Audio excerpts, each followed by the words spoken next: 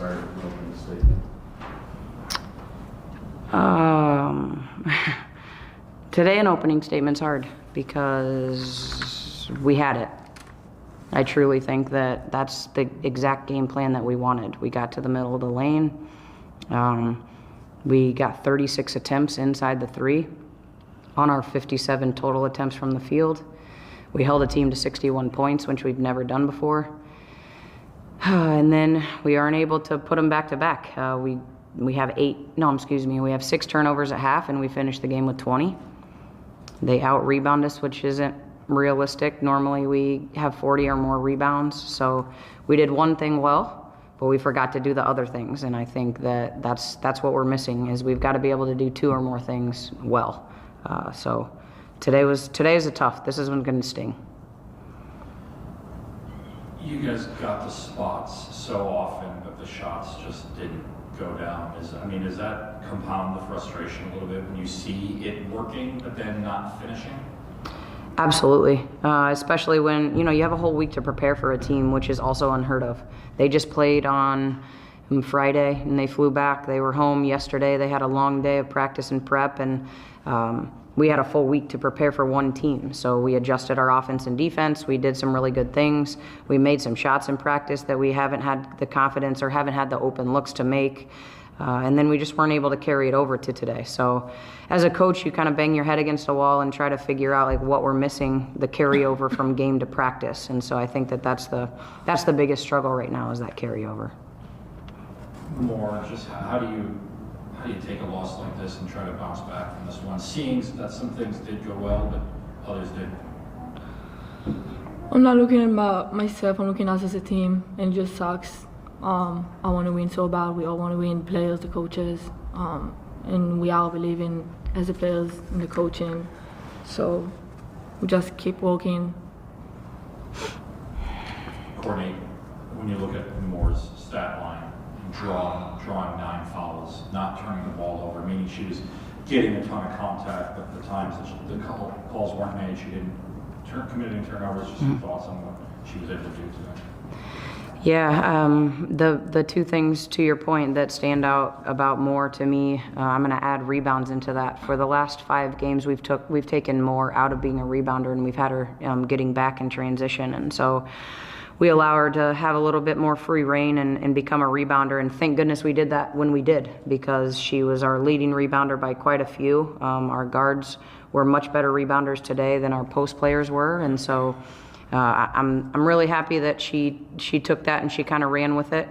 And honestly, she was able to get to the free throw line. And I know, knowing her, I'm gonna have to tell her she can't get back in the gym tonight, but she will be in tomorrow, and she will knock down some free throws. But that's what we wanted to do. I told them going into the 4th quarter, we're gonna win this game at the free throw line. So 6 minutes left in the 4th, we were in bonus. We just weren't able to find the bottom of the net almost from anywhere tonight. It's your first Missouri Valley Conference game. Is there any, it's to put all the thoughts of being in that league into one game, but just was it a different kind of feel or anything like that?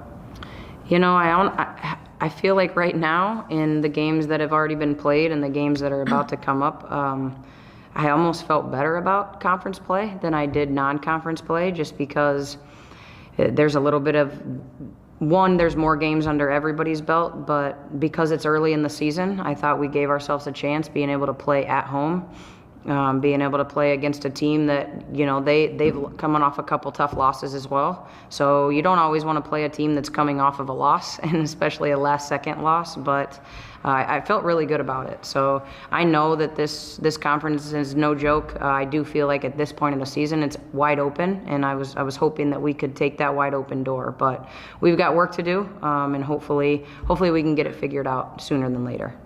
More, this is the 2nd straight game where you guys have started 4 guards. What does it feel like being on the floor with a lot of guards and playing a little bit of a different kind of offense there?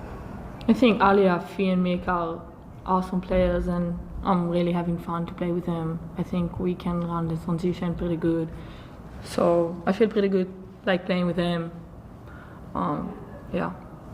And Courtney, my final question, just on that front, we had talked the other day about you want to be zone, man, whatever. It looks like right now you want to be 4 guards starting anyway. Just was that more about St. Bonaventure and about UIC, or is that kind of what you're seeing is working?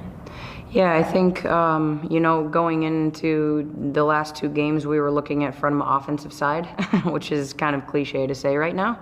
But we feel like what we're getting from the type of offense that we want to play with the group that we have, we're more beneficial. And especially if we can go zone, I do feel like we can benefit from being smaller.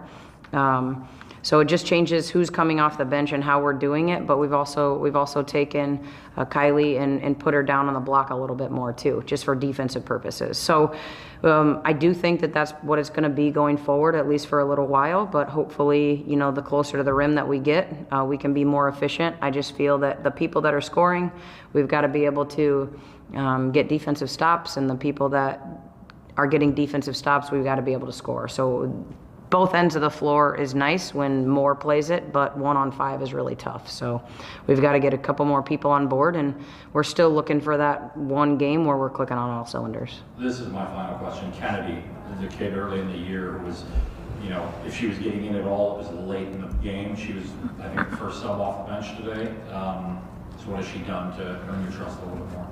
The carryover, honestly. We went to a zone. I don't know if she was in the wrong spot at the wrong time more than one time tonight in all zone possessions that we had, which is fantastic.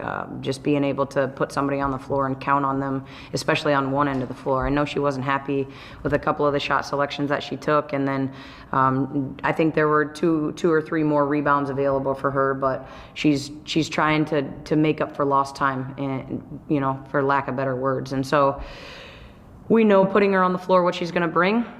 She's also asking the right questions. She's getting in the gym the right amount, and I think that she's bought into what we're trying to do. So the trust there is growing, and I'm excited to see that. Thank you. Thank you.